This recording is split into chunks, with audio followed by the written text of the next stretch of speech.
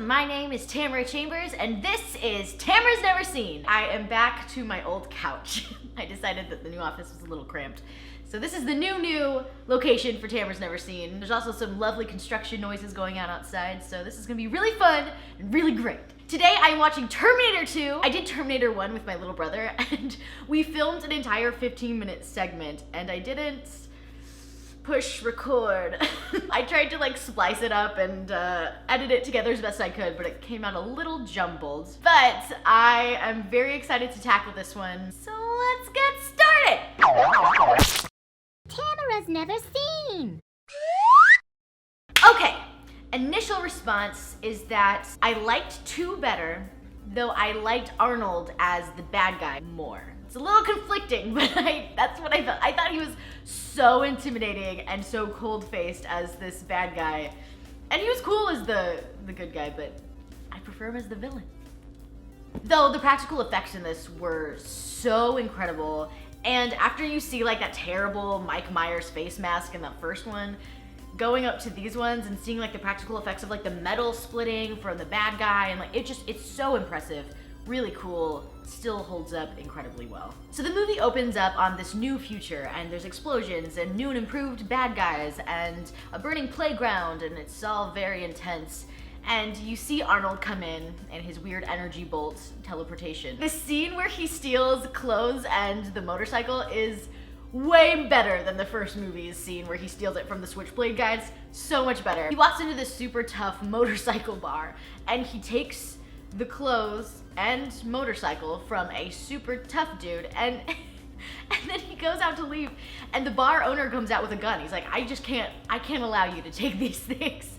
They're not yours. You gotta give them back, buddy. Arnold walks over to him, just grabs the gun out of his hands, like, I don't care at all.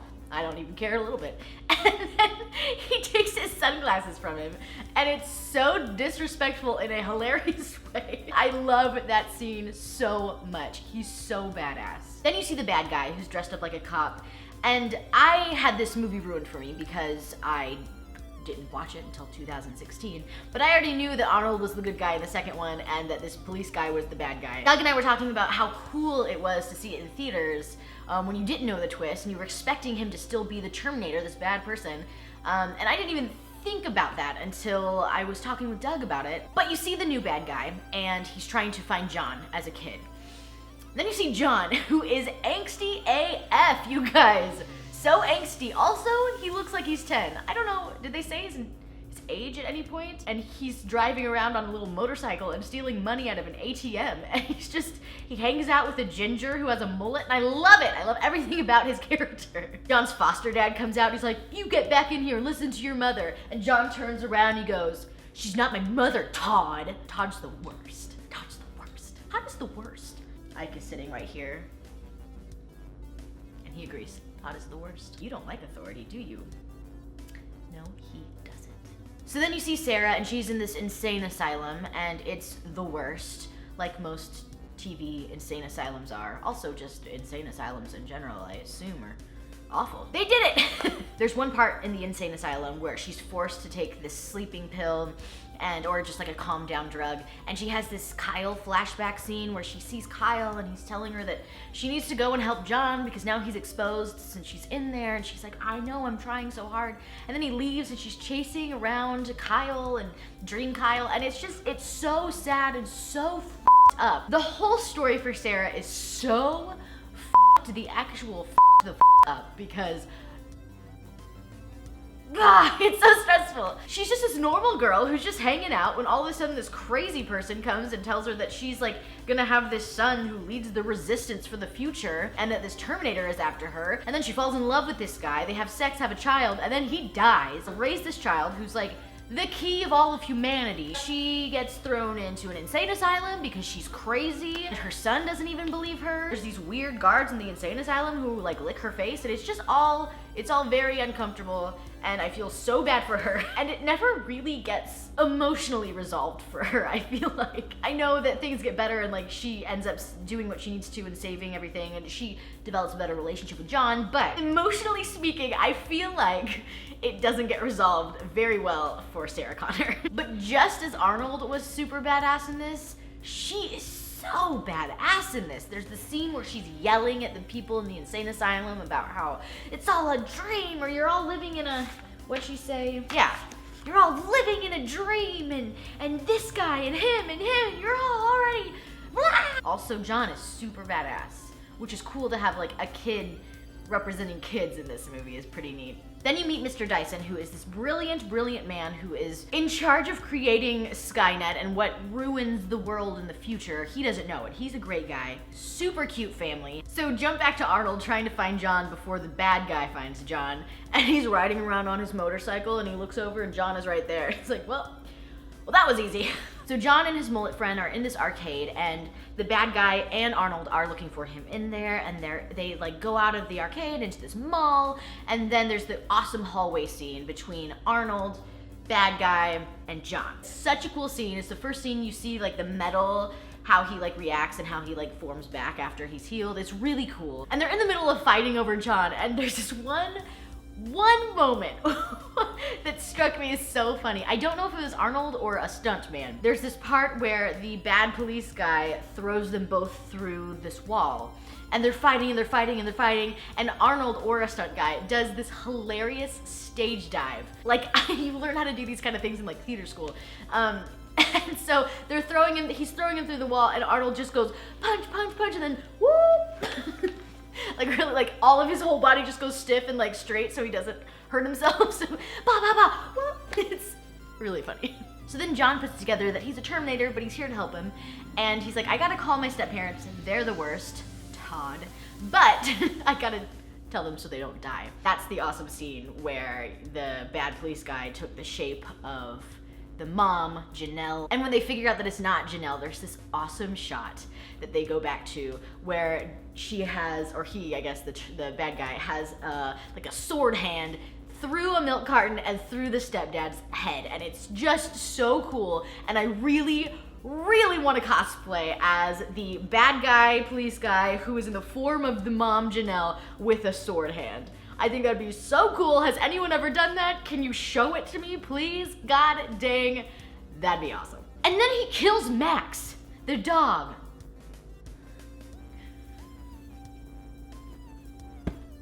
No. Then it cuts back to Arnold and John, and Arnold hangs up the phone and goes, your step-parents are dead.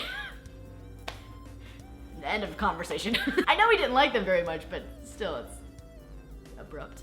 Then there's the awesome escape scene from the insane asylum, and she's already escaping with a little like paper clip that she got. She beats the crap out of those assholes who are mistreating her. Then Arnold and John show up to help her, and it's just perfectly timed and really cool. It's like, come with me if you want to live. Then the bad policeman has claw hands and he's gunning onto their car, and it's just really good and intense and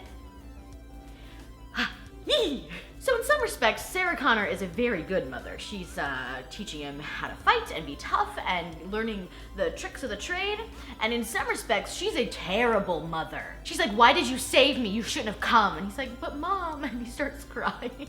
And the Terminator's like, what's wrong with your face? Why do you cry? And everyone's just, no one understands emotion in this movie, and it's hilarious.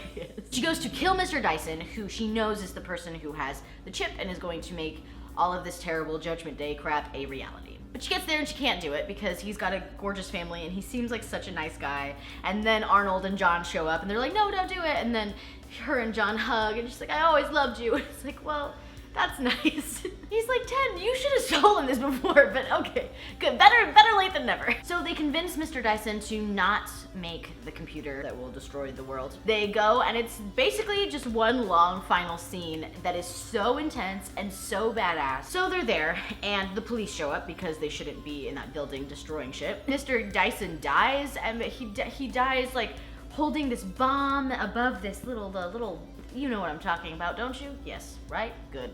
Words.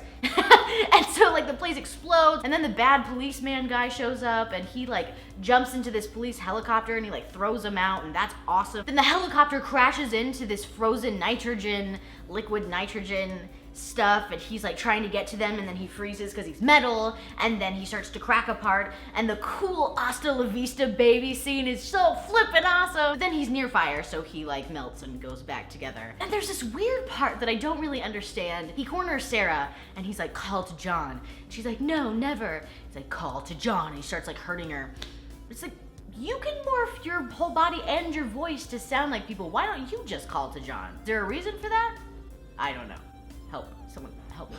Then they start shooting at the bad guy, and Arnold finishes it off, and he shoots him, and then he goes into the lava flames, and he's done. Then Arnold decides that the only way to get truly rid of all of the technology is if he jumps in the fire lava too. John is really sad because he's like this awesome father figure to him, and he's like, I order you not to go, and then he lets him because he knows that he has to. So he goes down on this chain, it's really epic, and then he like starts morphing into all of the people that he's ever like pretended to be, and that's super cool. And then he dies, like he goes down into the lava with his fingers like this. And it's hilarious and dignified and so good. Arnold Schwarzenegger has never made me feel things, guys. It was really good. I liked it. Anyways, that is the movie. I really enjoyed it. I won't be watching 3, I don't think, for this. Everyone says to go ahead and skip over that one. But next week, I am doing a movie that I think a lot of people are going to be... Every week they are. I don't know why this is news to me, but everyone's gonna be so upset that I haven't seen this movie. It's like the first blockbuster ever. I'm gonna help show them what it's gonna be like. Dun dun dun dun dun dun dun dun dun. Jaws!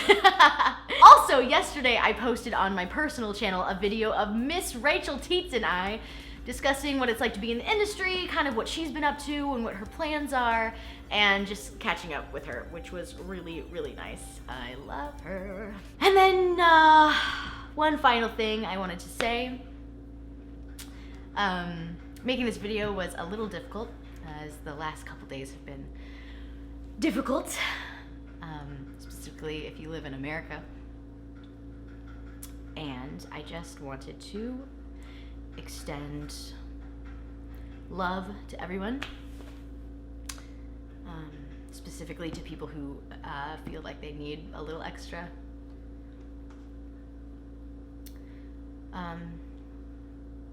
Yeah.